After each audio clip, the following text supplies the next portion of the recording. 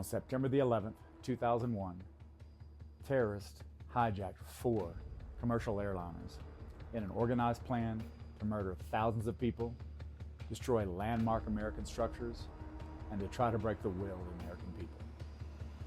While there were no living witnesses on those planes to give us details of how the planes were hijacked, there were some calls and texts sent from victims before they died that did report that they were using knives, box cutters, and even one report that someone had been stabbed in the first class section on one of the planes. We as people who teach self-defense can honor the sacrifices and the deaths from that day by teaching people perhaps some of the skills that could have led to a different outcome on one or more of those planes. Elio Gracie, in developing Gracie Jiu Jitsu and the techniques that he learned from the Japanese Jiu Jitsu master, included very effective knife defense techniques. These techniques were passed on to his oldest son, Horian, who brought Gracie Jiu Jitsu to the United States in the late 70s, who continued to teach those same techniques. And even through today, Grandmaster Elio's grandsons at Gracie University are teaching those same effective edge weapon defenses to help people learn how to protect themselves from knife attacks. This September 11th, at Gracie Jiu Jitsu Academy, we focused our self-defense training on Gracie knife defenses.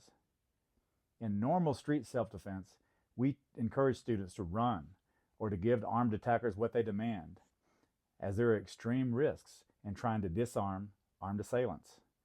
This particular class, though, on September 11th, focused on the specific context of situations in which fleeing is not available or many other lives are at risk. Because what might someone do if they don't know jiu-jitsu in one of these situations?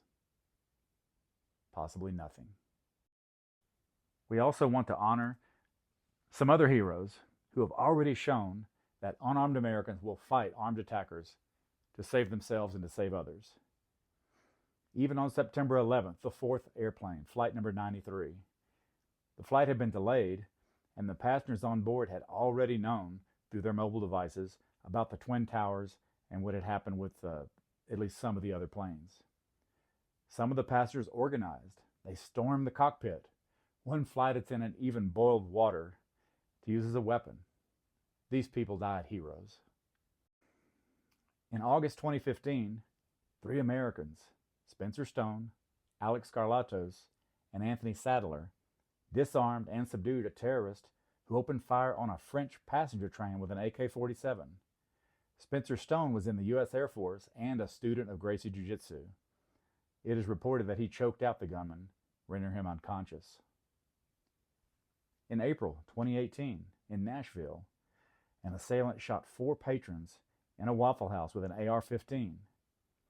An unarmed hero, James Shaw Jr., disarmed the attacker. He had the courage to even sacrifice his hand by burning it when he grabbed the hot barrel of the rifle that had been fired so many times prior to him taking action. A hero.